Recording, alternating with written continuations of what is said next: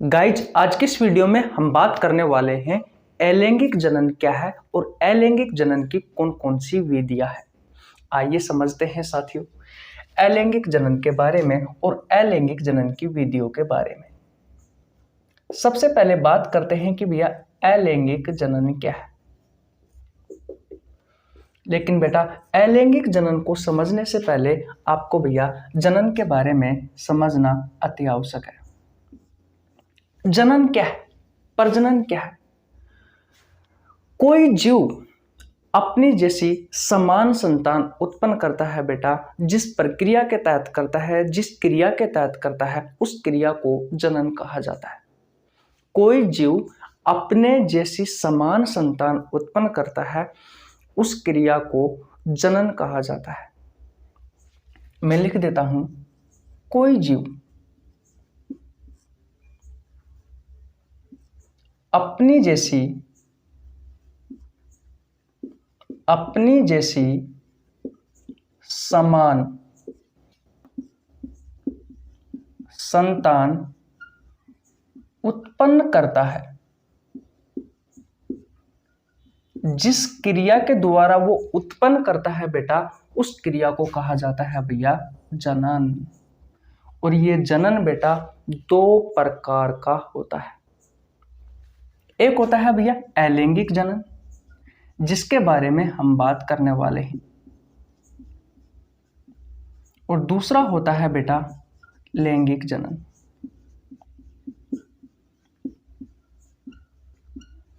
देखिए थोड़ा बहुत मैं आपको जनन के बारे में भी बता देता हूं बेटा। अगर आप जनन नहीं करोगे तो धीरे धीरे जिस भी जाति ने या जिस भी जीव ने जनन नहीं किया बेटा, उसकी जाति धीरे धीरे विलुप्त हो जाती है।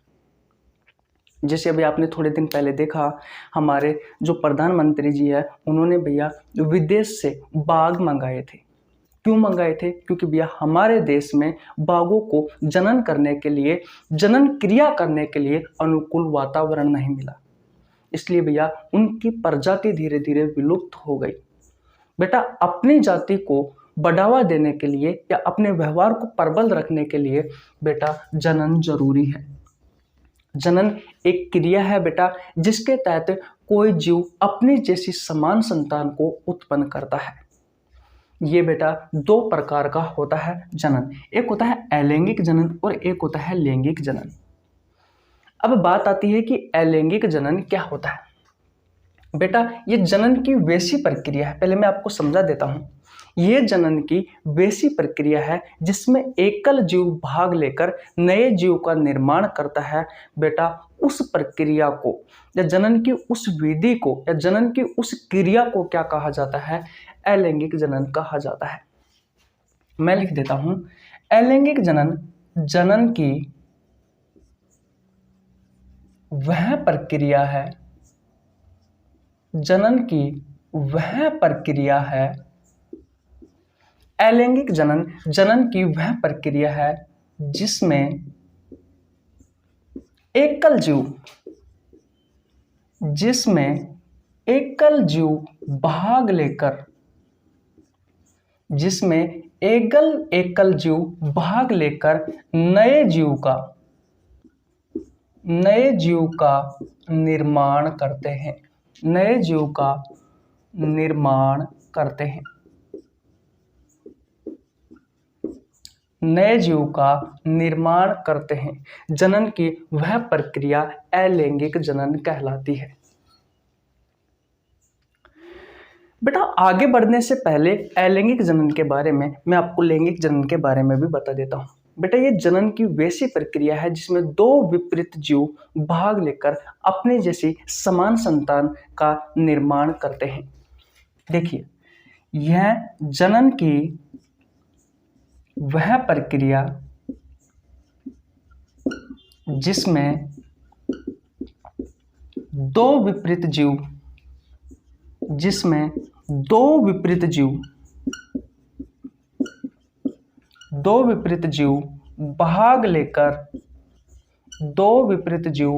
भाग लेकर नए जीव का निर्माण करते हैं, अपने जैसे नए जीव का निर्माण करते हैं, नए जीव का निर्माण करते हैं। जनन की वैसी प्रक्रिया बेटा लैंगिक जनन कहलाती है। इसमें देखिए क्या होता है, एक नर भाग लेता है और एक मादा भाग लेती है। और बेटा नर वह मादा जिसका निर्माण करती है उसे कहा जाता है संतान। और बेटा यह से भी आपके प्रतियोगी परीक्षाओं में क्वेश्चन पूछे जाते हैं कि भैया जो जीव नए जीव का निर्माण करते हैं उन्हें क्या कहा जाता है, तो उन्हें कहा जाता है जनक। और जनक जिसका निर्माण करते हैं उसे क्या कहा जाता है, उसे संतान या फिर संतति कहा जाता है। उसे क्या कहा जाता है, संतान या संतति कहा जाता है। और बेटा ये लैंगिक जनन होता है, उदाहरण के तौर पर आप लिख सकते हो मानव व स्तनधारियों में, मानव व स्तनधारियों में। पहले मुझे ये बताओ साथियों, किसको समझ में नहीं आई यहां तक की कहानी? नहीं आई है तो ये बताओ। अगर आपको वीडियो समझ में आ रही है बेटा, अगर आपको क्लास समझ में आ रही है तो भैया लाइक कर दीजिए, आपके छोटे भाई के लिए एक प्यारा सा कमेंट कर दीजिए। हमारे चैनल पर अगर आप नए आए हो बेटा तो चैनल को सब्सक्राइब कर लेना। मैं आपको बता दूं गाइज, हमारा एंडोक्राइन सिस्टम यानी कि अंतःस्रावी तंत्र वाला चैप्टर पूर्ण रूप से समाप्त हो चुका है। जो मैंने आपसे वादा किया था बेटा वो वादा मैं पूरा कर चुका। मैंने पहले चैप्टर पढ़ाया है, फिर भैया उस चैप्टर में जितने भी हार्मोन हैं जहाँ से आपके प्रतियोगी परीक्षाओं में क्वेश्चन पूछे जाते हैं वो सभी हार्मोन मैंने आपको करवाए हैं। ठीक है, अब बेटा मैं चैप्टर स्टार्ट करूंगा प्रजनन तंत्र। लेकिन बेटा इस चैप्टर की शुरुआत करने से पहले इस चैप्टर में से कुछ ऐसी चीजें हैं बेटा मोटी मोटी सी जिनके बारे में आपको समझना अति आवश्यक है, जहां से आपके प्रतियोगी परीक्षाओं में बहुत सारे क्वेश्चन पूछे जाते हैं। मैं मेरे बारे में बता देता हूं, मेरा नाम रवि है। मैं सभी प्रतियोगी परीक्षाओं के लिए बायोलॉजी पढ़ाता हूं। जो कंटेंट आपको पेड कोर्स में उपलब्ध नहीं होता उससे अच्छा कंटेंट देने की कोशिश करता हूं। आपको हमारे साथ जुड़ने के लिए ₹1 देने की आवश्यकता नहीं है, आपको सिर्फ हमारे चैनल को सब्सक्राइब करना है, बेल आइकन को प्रेस करना है, जिससे आपके पास हमारी वीडियो का नोटिफिकेशन टाइम टू टाइम पहुंच सके। एक बार और रिविजन करवाता हूं। देखो जनन क्या होता है, कोई जीव अपनी जैसी समान संतान उत्पन्न करता है। जिस क्रिया के थ्रू उस क्रिया को बेटा जनन कहा जाता है। जनन जरूरी है बेटा। जनन हमारी जनसंख्या को या हमारी जाति को बढ़ावा देती है, हमारे व्यवहार को प्रबल रखती है। अगर बेटा हम जनन नहीं करें तो आज के 10-5 साल के बाद में भैया हमारी जो प्रजाति है, हमारी जो जाति है वो बेटा धीरे धीरे लुप्त हो जाएगी। इसलिए जनन करना अति आवश्यक है। आपने बेटा अधिकांश गांवों में देखा होगा कोई ऐसा परिवार होता है जिसमें बच्चे बच्ची पैदा नहीं होते, तो वो परिवार धीरे धीरे लुप्त होता चला जाता है। इसलिए जनन करना अति आवश्यक है। जनन क्या है बेटा, ये एक वैसी क्रिया है जिसमें कोई जीव अपनी जैसी समान संतान को उत्पन्न करता है। जिस क्रिया के थ्रू करता है उस क्रिया को जनन कहा जाता है। बेटा ये 2 भागों में बटी हुई होती है जनन।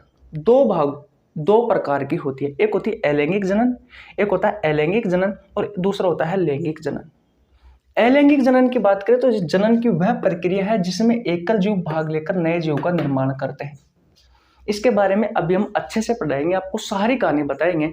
इसके बारे में बस इतना ही समझ लीजिए कि इसमें सिर्फ एकल जीव, एक जीव भाग लेता है। बेटा अलैंगिक जनन में सिर्फ एक जीव भाग लेता है और वो जीव भैया नए जीव का निर्माण कर देता है। लेकिन लैंगिक जनन में ऐसा नहीं होता। जनन की वह प्रक्रिया है जिसमें 2 विपरीत जीव, एक नर और एक मादा, भाग लेकर बेटा नए जीव का निर्माण करते हैं। इसका एग्जाम्पल है मानव और स्तनधारी। मैंने कहा कि इसमें एक नर और एक मादा भाग लेते हैं। जो संतान उत्पन्न होती है उसे संतति भी कहा जाता है। और जो जीव भाग लेते हैं बेटा उन जीवों को कहा जाता है जनक। तो अगर आपसे पूछा जाए कि जनक क्या है तो भैया रामायण वाला जनक मत बता देना, ये वाले जनक है जो भैया जनन क्रिया में भाग लेते हैं, वो होता है जनक। जनक जो जनन की क्रिया में भाग लेता है बेटा वो होते हैं जनक। और जनन की क्रिया के तहत जिसका निर्माण होता है वो होती है बेटा संतान या संतति। तो यहां तक की कहानी आपको क्लियर है? ओके बेटा, अलैंगिक जनन के बारे में बात करते हैं। अब यहां से आपकी क्लास स्टार्ट होती है। मैं बेटा इसको मिटा देता हूं पहले तो। हाँ गया भाई डस्टर, 1 मिनट रुकना बेटा। हाँ मिल गया। तो किसी को कोई परेशानी यहाँ तक नहीं होनी चाहिए। अब समझिए बेटा अलैंगिक जनन के बारे में, यहाँ से आपकी कहानी स्टार्ट होती है, लेकिन ये समझाना भी तो जरूरी है। अगर ये नहीं समझाता तो आपको यहाँ तक कैसे पहुँचते आप। देखिए अलैंगिक जनन क्या होता है गाइस, ये जनन की वह प्रक्रिया है जिसमें एकल जीव, सिर्फ एक जीव भाग लेकर बेटा नए जीव का निर्माण करता है, वो होता है अलैंगिक जनन। अब बात आती है बेटा कि लैंगिक जनन तो मानव और स्तनधारियों में होता है, लेकिन ये अलैंगिक जनन किस में होता है? तो बेटा ये होता है भैया, मैं आपको उदाहरण तहत बता देता हूं, एक कोशिकीय जीवों में, ऐसे जीव जिनका निर्माण एक कोशिका से होता है, एक कोशिकीय जीवों में। या फिर आप ऐसे भी कर सकते हो कि भैया सरल बहुकोशिकीय जीवों में, सरल बहुकोशिकीय जीवों में। ये उदाहरण है बेटा इसके, एक कोशिकीय जीवों में होता है, सरल बहुकोशिकीय जीवों में होता है बेटा अलैंगिक जनन, या फिर आप कह सकते हो सरल जीवों में होता है। निम्न प्रजाति के बेटा जो जीव होते हैं जैसे कि कवक, शैवाल, amoeba, paramecium, euglena, amoeba, paramecium, vaucheria, dahlia, bryophyllum, spirogyra शैवाल, इन सभी में बेटा क्या होता है अलैंगिक जनन होता है। मैं बता देता हूं किस किस में होता है, एक बार में ही अगर आपको याद हो जाते हैं तो बहुत अच्छी बात है, क्योंकि प्रतियोगी परीक्षाओं में जो क्वेश्चन आता है 4 ऑप्शन देगा जिनमें से आपको बताना है कि किस में अलैंगिक जनन होता है। तो मैं लिख देता हूं, अमीबा,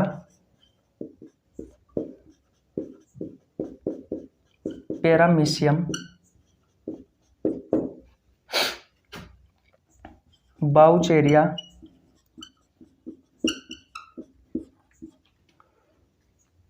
प्लाज्मोडियम,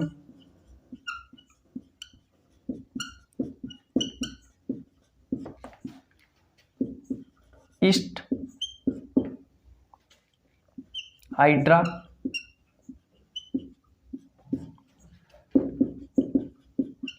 स्पाइरोगायरा, ये शैवाल है बेटा। और बात करें तो गन्ना में भी होता है, पत्थर चट्टा, जिसे ब्रायोफिलम भी कहते हो आप,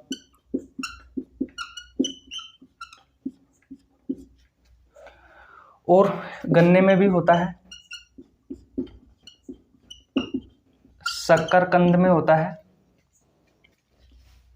और बात करें तो गुलाब में होता है, और बात करें तो आलू में होता है, और बात करें तो फीताकर्मी में होता है।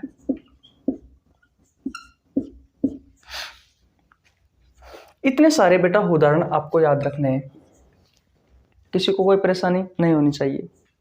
एक उदाहरण हो रहा है लेशमानिया, इस लेशमानिया में भी होता है।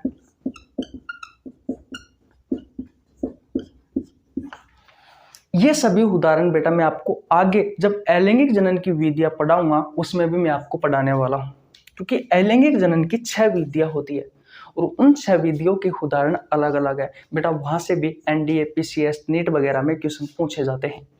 तो अगर आप सिंपली रेलवे एसएससी की तैयारी कर रहे हो, पटवार पुलिस की तैयारी कर रहे हो, अगर सिंपल साइंस आती है तो बेटा आपसे सिर्फ इतना ही पूछा जाएगा कि निम्न में से कौन सा अलैंगिक जनन का उदाहरण है। इनमें से कोई आपका एक ऑप्शन हो सकता है। अलैंगिक जनन की वह प्रक्रिया है बेटा जिसमें एकल जीव भाग लेकर नए जीव का निर्माण करता है। मैंने उदाहरण आपको बता दिया, एक कोशिकीय जीवों में भैया अलैंगिक जनन होता है, या आप कह सकते हो सरल बहुकोशिकीय जीवों में, या फिर सरल जीवों में, सूक्ष्म जीवों में बेटा, जो निम्न जाति के, निम्न प्रजाति के जीव जिसे आप कहते हो उनमें। उदाहरण मैंने आपको बता दिया, जैसे कि amoeba, paramecium, vaucheria, plasmodium, yeast hydra, spirogyra शैवाल, गन्ना, पत्थर चट्टा जिसे ब्रायोफिलम भी कहा जाता है, गन्ना, शकरकंद, आलू, और जो शायद गुलाब का पौधा होता है उसमें भी होता है बेटा। गुलाब के अगर आप तना लगा देते हो तो भैया उससे भी नए गुलाब का निर्माण हो जाता है। आलू, फीताकर्मी, लेशमानिया, बेटा ये सभी किसके उदाहरण है? बेटा ये सभी उदाहरण है भैया अलैंगिक जनन के। तो आशा करता हूं अलैंगिक जनन आपको बहुत अच्छे से समझ में आ गया होगा। अब बात करते हैं बेटा अलैंगिक जनन की विधियों के बारे में। तो गाइज अगर आपने स्क्रीनशॉट नहीं लिया है तो पहले स्क्रीनशॉट ले लीजिए। बेटा अगर आपको क्लास समझ में आ रही है तो भैया लाइक करो, वीडियो को लाइक जल्दी जल्दी जल्दी लाइक करो बेटा, लाइक और सब्सक्राइब कर लेना भैया, क्योंकि यहाँ पर इस YouTube चैनल पर फ्री ऑफ कॉस्ट आपको बायोलॉजी का बहुत सारा अच्छा कंटेंट उपलब्ध किया जाता है। ये उपलब्ध कराया जाता है, उपलब्ध तो है लेकिन उपलब्ध कराया भी जाता है। गाइज मैंने बायोलॉजी के बहुत सारे चैप्टर करवा रखे हैं, बहुत सारे चैप्टर की एमसीक्यू सीरीज करवा रखी है। अगर आपने नहीं देखे हैं तो आप हमारे चैनल पर जरूर विजिट करें एक बार। हो सकता है बेटा मेरा पढ़ाने का, अभी मैं पढ़ाना नया सीखा हूँ, मुझे इतना पढ़ाने का एक्सपीरियंस नहीं है, लेकिन फिर भी आपको मैं अपना 100% देने की कोशिश करूंगा और जहाँ तक बेटा आपको पूरा समझाने की कोशिश करूंगा। मुझे बोलना भी नहीं आता अभी तक तो अच्छे से, फिर भी मैं कोशिश कर रहा हूँ, अपना 100% देने की कोशिश कर रहा हूँ कि आपको जहाँ तक बेटा पूरा समझ में आ रहा होगा। ले लिया स्क्रीनशॉट? ओके बेटा, अब बात करते हैं अलैंगिक जनन की विधियों के बारे में। ले लिया स्क्रीनशॉट? ओके, आगे चलते हैं। देखिए बेटा अब हम बात करते हैं अलैंगिक जनन की विधियों के बारे में। तो बेटा अलैंगिक जनन की विधियां कुछ इस प्रकार है। यहां पर आप लिखोगे भैया अलैंगिक जनन की विधियां।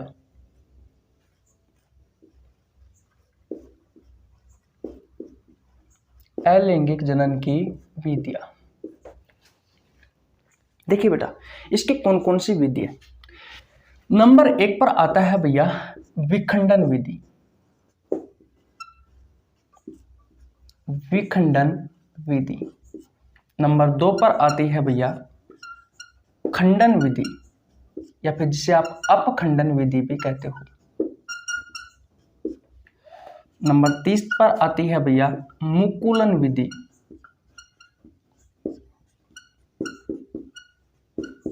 नंबर 4 पर आती है भैया पुनरुद्भवन विधि, या फिर इसे कहा जाता है पुनर्जनन विधि। पुनर्जनन विधि। और भैया नंबर 5 पर बात करें तो आती है भैया कायिक जनन विधि। कायिक जनन विधि। और भैया नंबर 6 पर आती है बीजाणु निर्माण, या फिर इसे भैया बीजाणु जनन भी कहा जाता है। ये 6 विधियां है बेटा। इन 6 की 6 विधियों के बारे में अब हम डिटेल में समझने वाले हैं। मैंने कहा अलैंगिक जनन की कुछ प्रमुख विधियां है बेटा, जिनमें से नंबर 1 पर है विखंडन विधि, नंबर 2 पर है भैया खंडन या अपखंडन विधि, नंबर 3 पर है भैया मुकुलन विधि, और नंबर 4 पर है पुनरुद्भवन या पुनर्जनन विधि, नंबर 5 पर है भैया कायिक जनन विधि, और नंबर 6 पर है बीजाणु निर्माण या बीजाणु जनन विधि। बोलो क्या यहाँ तक किसी को परेशानी नहीं होनी चाहिए बेटा? एक मिनट रुको, मैं पेन में स्याही डाल लेता हूँ। देखिए भैया पेन में स्याही डल चुकी है, अब आपको अच्छे से समझाते हैं। मैंने कहा कि अलैंगिक जनन की कुछ विधियां हैं जो आपके सामने है। नंबर 1 पर आती है विखंडन विधि, नंबर 2 पर आती है खंडन या अपखंडन, नंबर 3 पर आती है भैया मुकुलन विधि, नंबर 4 पर आती है पुनरुद्भवन या पुनर्जनन विधि, और भैया नंबर 5 पर आती है कायिक जनन विधि, और नंबर 6 पर आती है बीजाणु निर्माण या बीजाणु जनन विधि। होती क्या है बेटा, इन विधियों के बारे में एक एक के बारे में समझते हैं। मिटा दूं? ओके, देखिए बेटा नंबर 1 पर बात करते हैं विखंडन विधि के बारे में। विखंडन विधि बेटा ये अलैंगिक जनन की वह विधि है जिसमें कोई जीव 2 या 2 से अधिक भागों में विभक्त होकर अपना स्वतंत्र जीवन यापन करता है। ऐसी विधि को कहा जाता है बेटा विखंडन विधि। लिख लेता हूं अलैंगिक जनन की वह विधि, लिख लीजिए बेटा अलैंगिक जनन की वह विधि, अलैंगिक जनन की वह विधि जिसमें कोई जीव अलैंगिक जनन की वह विधि जिसमें कोई जीव दो या दो से अधिक भागों में विभक्त होकर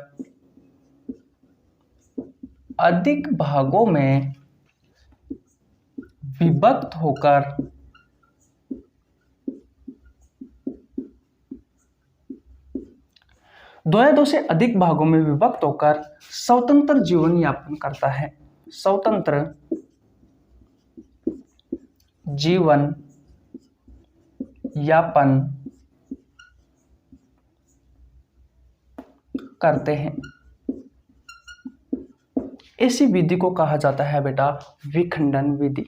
मैंने कहा ये अलैंगिक जनन की वह विधि है बेटा जिसमें कोई जीव दो या दो से अधिक भागों में विभक्त होकर बेटा वो भाग अपना स्वतंत्र जीवन यापन करते हैं। ऐसी विधि को कहा जाता है विखंडन विधि।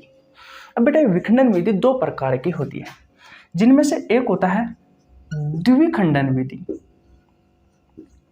एक होता है द्विखंडन विधि और दूसरा होता है बेटा बहुखंडन विधि।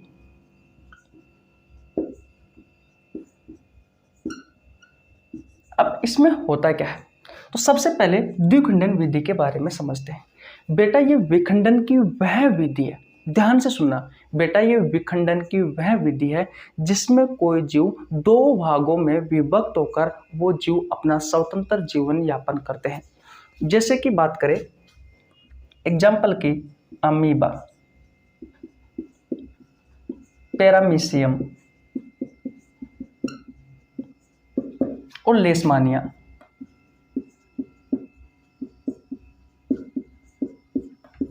ये एग्जाम्पल बेटा आपको याद रखने हैं। अगर आपसे कोई क्वेश्चन पूछा जाए द्विविखंडन अलैंगिक जनन, जो द्विविखंडन विधि होती है बेटा उसके उदाहरण कौन से हैं, तो आपको बताना है अमीबा, पैरामीशियम, लेशमानिया। इसमें क्या होता है बेटा, मान लीजिए यह है अमीबा। अब ये एक जीव है बेटा, ये जीव दो भागों में विभक्त होता है और वो दो भाग अपने स्वतंत्र जीवन यापन करते हैं। तो सबसे पहले इसमें क्या होता है बेटा, ये जो नाभिक होता है, ये जो केंद्रक होता है, इस केंद्रक का विभाजन होगा। सबसे पहले इस प्रकार के जीवों में सबसे पहले केंद्रक का विभाजन होता है। तो अगली स्टेप में बेटा क्या होगा, कुछ इस तरीके से इस केंद्रक का विभाजन होना स्टार्ट हो जाएगा। तो यहाँ पर बेटा दो केंद्रक बन जाते हैं और जब ये पूर्ण रूप से अलग होने के लिए तैयार हो जाता है तब जाकर बेटा ये दो भागों में बट जाता है, कुछ इस तरीके से।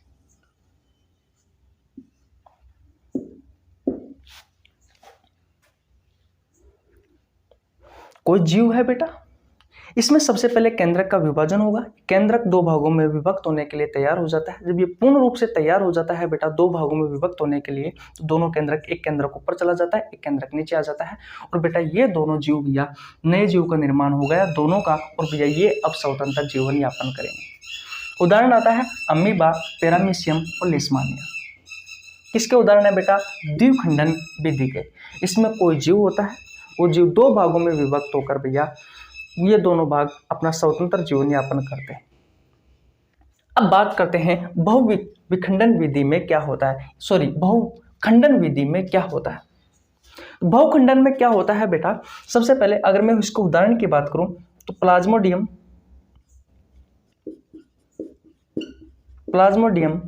और बाउचेरिया, प्लाज्मोडियम और भैया बाउचेरिया, प्लाज्मोडियम और बाउचेरिया भैया ये दोनों बहुविखंडन विधि के उदाहरण हैं। इसमें क्या होता है बेटा, कोई ये जीव होता है, इसमें भी वही कोशिका का निर्माण होता है, लेकिन इसमें क्या होता है बेटा, ये जो जीव है इसके अंदर बहुत सारे भैया क्या बन जाते हैं, बहुत सारे केंद्रक बन जाते हैं और ये जितने केंद्रक बने हैं बेटा उसी से भैया अलग अलग भागों में डिवाइड हो जाते हैं, जिससे भैया अलग अलग जीवों का निर्माण हो जाता है, जिससे भैया बहुत सारे अलग अलग जीवों का निर्माण हो जाता है, कुछ इस तरीके से। तो ये भैया बहुविखंडन विधि, ये बहुविखंडन विधि, बहुखंडन विधि बेटा ये विखंडन विधि की वह क्रिया है जिसमें साथियों कोई जीव दो या दो से अधिक भागों में विभक्त होकर वो भाग बेटा अपना स्वतंत्र जीवन यापन करते हैं।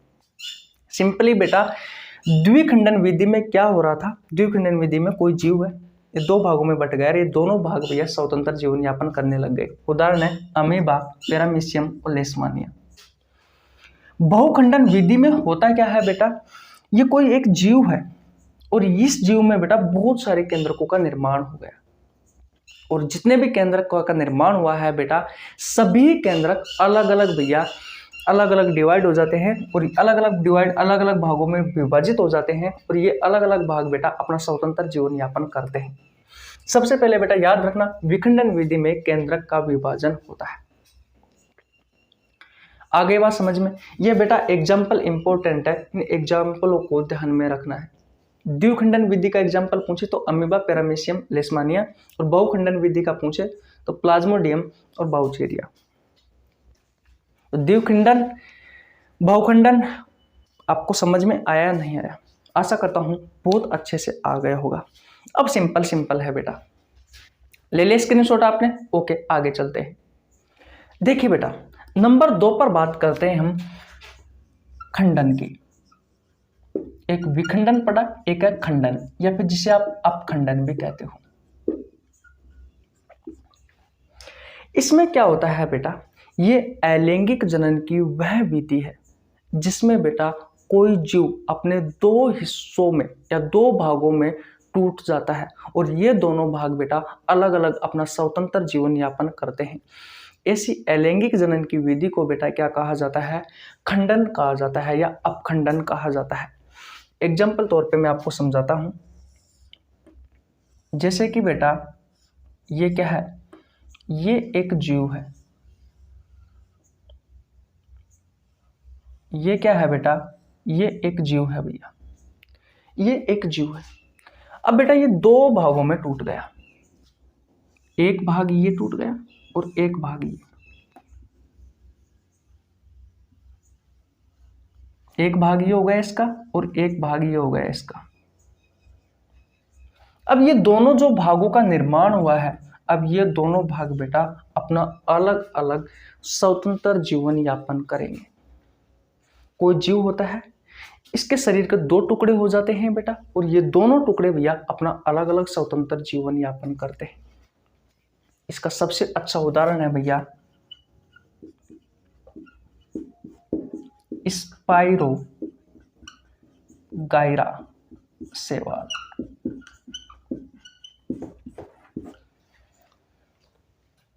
तो बोलो ये आपको समझ में आया या नहीं आया। अलैंगिक जनन की यह वह विधि है जिसमें कोई जीव का शरीर दो हिस्सों में टूट जाता है और वो दोनों हिस्से अपना स्वतंत्र जीवन यापन करते हैं। एग्जाम्पल है बेटा खंडन या अपखंडन का स्पाइरोगायरा शैवाल। आ गया समझ में, ओके स्क्रीनशॉट ले लीजिए, आगे बढ़ते हैं। ले स्क्रीनशॉट, ओके भैया। देखिए बेटा नंबर 3 पर हम बात करते हैं मुकुलन की। किसकी भैया, मुकुलन की। मुकुलन भी भैया अलैंगिक जनन की एक विधि है। इसमें क्या होता है बेटा, देखिए कोई जीव है, उस जीव के शरीर में एक उबार आ जाता है और उस उबार से ही भैया नए जीव का निर्माण हो जाता है। और फिर बेटा जहां से वो उबार आया है या जहां से भैया उस नए जीव का निर्माण हुआ है, वो भाग टूट करके अलग हो जाता है और भैया फिर वो अपना स्वतंत्र जीवन यापन करता है। अगर आपको ऐसे समझ में नहीं आया तो ऐसे समझ में आएगा। जैसे कि बेटा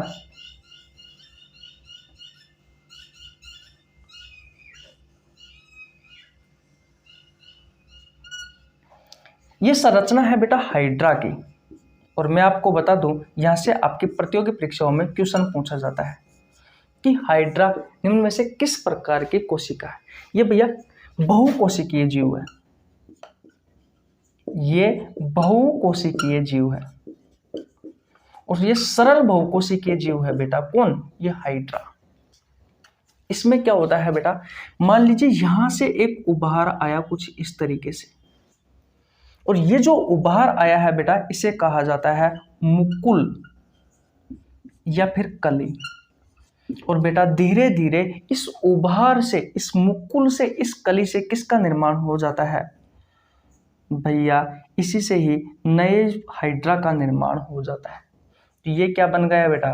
ये न्यू हाइड्रा बन गया। और बेटा फिर ये यहाँ से टूट जाता है और टूट करके अलग हो जाता है और फिर भैया ये अपना स्वतंत्र जीवन यापन करता है। फिर भैया ये अलग से अपना स्वतंत्र जीवन यापन करता है। मैंने कहा कि ये अलैंगिक जनन की एक विधि है बेटा मुकुलन, जिसमें शरीर से एक उभार आता है और शरीर में बेटा जो उभार आया है जीव के, उसे कहा जाता है मुकुल या कली। और इससे भैया नए जीव का निर्माण हो जाता है और फिर ये टूट करके अलग हो जाता है और फिर भैया ये स्वतंत्र जीवन यापन करता है। इस विधि को कहा जाता है भैया मुकुल। इसका एक उदाहरण और है इष्ट। एक उदाहरण और है इष्ट। याद रखना बेटा, ये जो इष्ट है ये एक कोशिकीय जीव है। ये एक कोशिकीय जीव है। बोलो, घुसा कुछ दिमाग में? ओके, नंबर 4 पर बात करते हैं। अगर आपने स्क्रीनशॉट नहीं लिया है तो स्क्रीनशॉट ले लीजिए। ले लिया स्क्रीनशॉट? ओके भैया,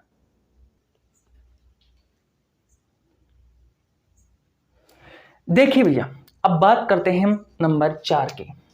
नंबर 4 पर आता है पुनर्जनन। पुनर्जन्म मत कर देना भैया, पुनर्जनन है या फिर पुनरुद्भवन।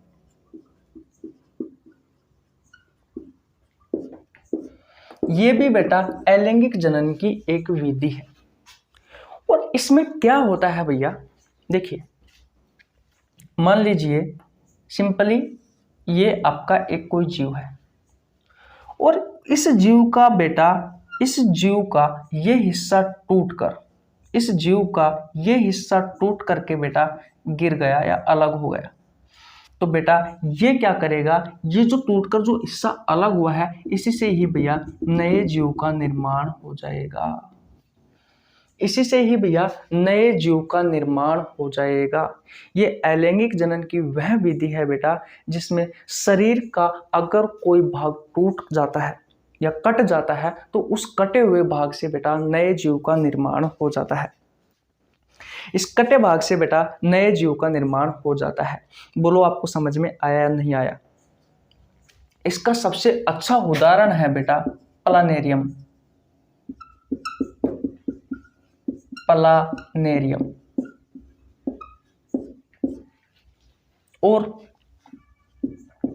अमीबा, उसमें भी भैया पुनर्जनन या पुनरुद्भवन का निर्माण होता है। जब पुनरुद्भवन एक अलैंगिक जनन की एक विधि है, ये विधि भी भैया अमीबा में भी होती है।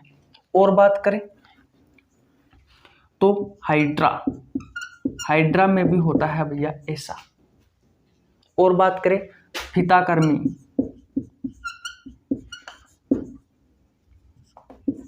एक बात को ध्यान रखना, छिपकली में क्या होता है बेटा, छिपकली भी आप लिख सकते हो लेकिन यहाँ पर अपवाद सा माना जाता है। छिपकली के आप देखा होगा पूंछ टूट जाती है, लेकिन बेटा क्या पूंछ से नए जीव का निर्माण होता है क्या? नहीं। लेकिन अलैंगिक जनन की ये जो विधि है पुनर्जनन या पुनरुद्भवन, इसमें क्या होता है, कटे हुए भाग से बेटा नए जीव का निर्माण होना। लेकिन क्या पूंछ से बेटा, जो छिपकली की पूंछ होती है, क्या उस पूंछ से नए जीव का निर्माण होता है क्या? नहीं होता बेटा। हाँ, लेकिन जो शरीर है बेटा वो दोबारा पूंछ जरूर ले आता है। उस शरीर से बेटा नई पूंछ का निर्माण हो जाता है, लेकिन कटी हुई पूंछ से बेटा नई छिपकली का निर्माण नहीं होता। तो इस बात का भी आपको ध्यान रखना है। तो ये अलैंगिक जनन की वह विधि है बेटा जिसमें शरीर के कटे हुए भाग से नए शरीर का निर्माण हो जाता है। उदाहरण है भैया प्लानेरियम, अमीबा, हाइड्रा, फीताकर्मी। आशा करता हूं बेटा बहुत अच्छे से समझ में आ गया होगा। स्क्रीनशॉट नहीं लिया तो स्क्रीनशॉट ले लीजिए। अगले अलैंगिक जनन की विधि पर चलते हैं। चलिए भैया, ओके। देखिए भैया अब बात करते हैं हम नंबर 5 पर कायक जनन या कायक प्रबंध की। नंबर 5 पर कौन सी विधि है हमारी भैया अलैंगिक जनन की? कायक जनन या फिर भैया कायिक प्रबंधन। देखिए सिंपली ये जो जनन होता है बेटा ये मुख्यतः पौधों में होता है। किसमें होता है? पौधों में होता है। कायिक का मतलब होता है काया, और काया का मतलब है बेटा शरीर से, जिसे आप बॉडी भी कहते हो। तो पेड़ पौधों का जो शरीर होता है वो काया होती है। वो क्या क्या होता है? जड़, तना और पत्ती। बेटा ये अलैंगिक जनन की वह विधि है जिसमें जड़, तना व पत्ती से किसी नए पौधे का निर्माण होता है। बेटा उस विधि को कायिक जनन या कायिक प्रबंधक कहा जाता है। जैसे कि अगर मैं बेटा जड़ की बात करूं, जड़ से निर्माण होता है पत्थर चट्टा, इसे ब्रायोफिल्म भी कहा जाता है। सॉरी, ये पत्ती से होता है भैया, जड़ से नहीं होता, पत्ती से होता है इसका निर्माण। पत्ती से किसका निर्माण होता है? पत्थर चट्टा, जिसे ब्रायोफिल्म भी कहा जाता है, इसका निर्माण होता है। अगर मैं तना की बात करूं तो भैया तने से निर्माण होता है डहेलिया। और अच्छा एग्जाम्पल दूं बेटा तो गन्ना और गुलाब। आपने देखा होगा बेटा गुलाब की अगर आप डाली लगा देते हो, तना लगा देते हो, तो उससे नए गुलाब का निर्माण हो जाता है। गन्ना बेटा आपने देखा होगा कुछ इस तरह का होता है। अगर आप गन्ने का ये भाग अगर आप जमीन में गाड़ देते हो, ये भाग बेटा अगर आप जमीन में गाड़ देते हो, ये वाला भाग, तो इससे भैया नए पौधे का निर्माण हो जाता है। तो तना से ही तो हुआ है, डहेलिया से भी होता है, गुलाब से भी होता है। और बात की अगर हम जड़ की बात करें तो भैया जड़ में आता है आलू। आलू में देखो होगा छोटी छोटी सी एक आंख होती है। अगर आप उन आंखों को जमीन में गाड़ देते हो और अगर अनुकूल वातावरण मिल गया बेटा तो उससे भी भैया नए जीव का यानी कि नए आलू का निर्माण हो जाता है। एक उदाहरण आता है शकरकंद। शकरकंद, तो भैया शकरकंद भी इसका अच्छा उदाहरण है। बोलो कायिक जनन आपको समझ में आया नहीं आया? कायिक प्रबंधक आपको समझ में नहीं आया? आया या नहीं आया? कायिक का मतलब होता है काया, काया का मतलब होता है शरीर या बॉडी। और बेटा ये जनन मुख्यतः पादपों में होता है। और पेड़ पौधों की जो बॉडी होती है, जड़, तना और पत्ती, इससे ही भैया नए जीव का निर्माण हो जाता है। जैसे कि जड़ की बात करें तो आलू और शकरकंद, तना की बात करें तो डहेलिया, गन्ना, गुलाब, पत्ती की बात करें तो पत्थर चट्टा, जिसे ब्रायोफिल्म भी कहा जाता है। इन सब का निर्माण बेटा कायिक जनन या कायिक प्रबंधक से होता है, जो कि अलैंगिक जनन की एक विधि है। आशा करता हूं यह विधि भी आपको बहुत अच्छे से समझ में आ गई होगी। एक एग्जांपल और देता हूं। अगर पुष्प, पौधों में पुष्प और भैया बीज से अगर जनन होता है तो वो जनन होता है लैंगिक जनन। उसके बारे में भी हम आपको बाद में पढ़ाएंगे। फिलहाल हम पढ़ रहे हैं अलैंगिक जनन की विधियां। तो समझ में आया बेटा? ओके, स्क्रीनशॉट नहीं लिया था, स्क्रीनशॉट ले लीजिए। आगे बढ़ते हैं। देखिए भैया नंबर 6 पर हम बात करते हैं। नंबर 6 पर बीजाणु जनन या फिर भैया बीजाणु निर्माण।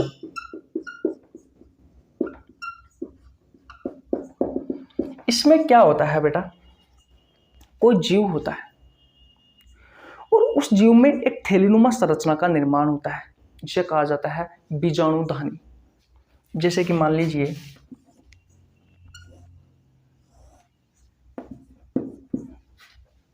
ये एक जीव है और इस जीव में भैया एक थैलीनुमा संरचना का निर्माण होता है, जिसे कहा जाता है बीजाणुधानी।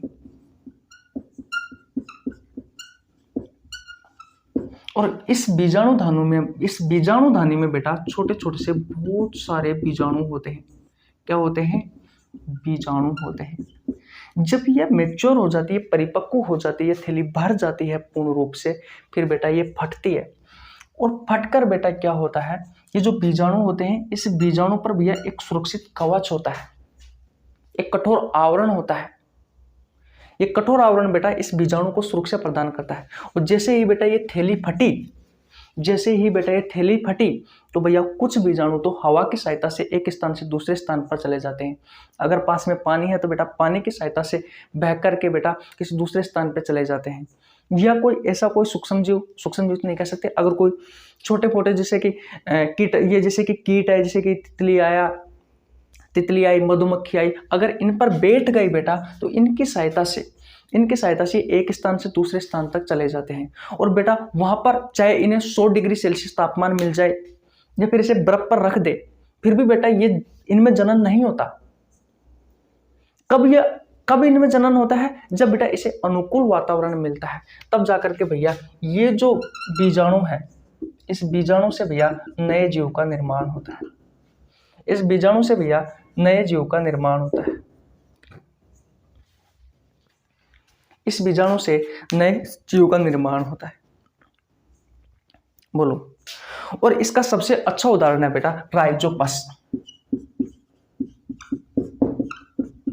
राइजोपस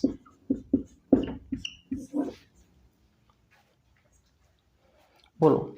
मैंने कहा कोई जीव है बेटा, ये जीव में एक थैलीनुमा संरचना पाई जाती है। उस थैलीनुमा संरचना को कहा जाता है बीजाणुधनी। इसमें बेटा बहुत सारे बीजाणु होते हैं जिन पर एक कठोर आवरण लगा हुआ होता है, एक सुरक्षा कवच लगा हुआ होता है।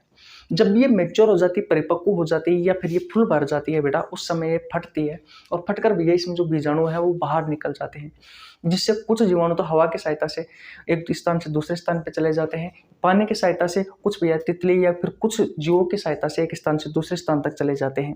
और भैया जहाँ पर इन्हें अनुकूल वातावरण मिलता है भैया, वहाँ पर भैया उसमें अलैंगिक जनन की इस विधि के द्वारा भैया नए जीव का निर्माण होता है। जनन की क्रिया होती है बेटा और नए जीव का निर्माण होता है। तो आशा करता हूं बेटा ये 6 की 6 अलैंगिक जनन की विधियां आपको बहुत अच्छे से समझ में आ गई होगी। स्क्रीनशॉट नहीं लिया तो स्क्रीनशॉट ले लीजिए। गाइज मैं स्टार्ट करने वाला था रिप्रोडक्टिव सिस्टम, प्रजनन तंत्र, लेकिन उससे पहले बेटे ये कुछ महत्वपूर्ण क्लासें हैं, लगभग 3 से 4 क्लासें आएगी बेटा, इनको देख लो आप अच्छे से। अगर आपने ये क्लासें देख ली तो बेटा फिर आपको चैप्टर में कोई परेशानी ही नहीं आएगी, क्योंकि जो परेशान करने वाली जो चीज़ें हैं बेटा, उन चीज़ों के बारे में मैं आपको अलग से पढ़ा रहा हूँ यहाँ पर, ताकि जब भी आप हमारा चैप्टर पढ़े ताकि आपको बहुत अच्छे से समझ में आए। और बेटा मेरा पढ़ाने का तरीका भी यही रहता है, जब भी मैं किसी चैप्टर की शुरुआत करता हूँ तो उस चैप्टर को बेटा मैं बहुत सारे भागों में डिवाइड कर लेता हूँ टॉपिक के आधार पर। जैसे कि अभी मैंने पिछला चैप्टर पढ़ाया था अंतःस्रावी तंत्र, जिसमें मैंने हार्मोन पर अलग क्लास ली थी, ग्रंथियों पर मैंने अलग क्लास ली थी बेटा। उसके बाद में जितनी भी ग्रंथियां थी जो हार्मोन बना रही थी, क्योंकि उस चैप्टर में हम अंतःस्रावी ग्रंथियों के बारे में पढ़ते हैं जो बेटा हार्मोन बनाती है, जैसे कि थायराइड ग्रंथि है, पैराथायराइड ग्रंथि है, थाइमस ग्रंथि है। तो इन सभी अलग अलग ग्रंथियों के बारे में बेटा हमने एक एक करके अलग अलग पढ़ा। फिर उसके बाद में बेटा मैंने क्या किया, आपके एग्जाम में जो जो क्वेश्चन पूछे जाते हैं हार्मोनों से, उन हार्मोनों के कार्य बेटे मैंने अलग अलग पढ़ाए, ताकि आपका एक भी क्वेश्चन ना रहे और आपको समझने में आसानी रहे। तो बेटा हम मेहनत करते हैं, आप भी मेहनत करो, हमारे साथ जुड़ो, हमारे चैनल को सब्सक्राइब करो। हाँ, हो सकता है मेरा बेटा शेड्यूल नहीं बैठता, मैं फिक्स टाइम पर क्लास अपलोड नहीं कर पाता। उसका बेटा 2 रीजन है। पहला रीजन तो यह है कि यहाँ पर जो लाइट है बेटा वो सही समय पर नहीं आती, और दूसरा रीजन ये है बेटा मेरे पास पर्याप्त इंटरनेट नहीं है ताकि मैं आपके पास वीडियो अपलोड कर सकूं। एडिट करके रख लूंगा, सब चीज़ करके रख लूंगा, लेकिन बेटा जब इंटरनेट ही आपको पर्याप्त मात्रा में नहीं मिलेगा तो मैं भैया इंटरनेट अफोर्ड नहीं कर सकता, क्योंकि भैया इंटरनेट का मंथली खर्चा है वो बहुत ज़्यादा हो जाता है, जो कि मेरे बजट से बाहर है। तो उसलिए बेटा हाँ मेरी क्लास रेगुलर आती है, फिक्स है, रोज आती है। कोई काम आ जाता है, कोई इमरजेंसी, तो उसकी बात अलग है बेटा, नहीं तो मैं क्लासें तो रोज अपलोड करता हूँ, इसमें तो कोई दोहराई वाली बात नहीं है। एक एक दिन में कभी 2-2 3-3 भी, अगर मुझे अच्छा इंटरनेट या अच्छी लाइट मिल जाती है तो मैं 2-3 भी अपलोड कर देता हूँ।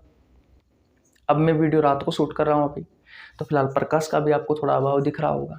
दिन में हमारी क्वालिटी अच्छी आती है, फिर भी इसको बेहतर बनाएंगे एडिटिंग की सहायता से, ऐसी बात नहीं है, ताकि आपको बहुत अच्छे से समझ में आए। ये होता है बेटा, जब हमारा बजट हो जाएगा तो आपको बहुत अच्छे यूट्यूब चैनल पर और भी टीचर प्रोवाइड कराए जाएंगे, सभी चीज़ें सही समय पर होगी, तो भविष्य के लिए आप ये प्लेटफॉर्म चुन सकते हो। तो गाइज आज यहीं तक रखते हैं। कैसी लगी आपको वीडियो? अगर वीडियो अच्छी लगी हो तो वीडियो को लाइक कर दीजिए। मैं तो आपसे यही कहूँगा बार बार, क्योंकि भैया हमारा तो ज़िंदगी का सवाल है यही यूट्यूब चैनल, सब कुछ यही है मेरा तो। जैसे मेरी फैमिली है वैसे ही आप हो, आप भी तो मेरी फैमिली हो। अब परिवार से ही नहीं कहेंगे तो भैया कहेंगे किससे?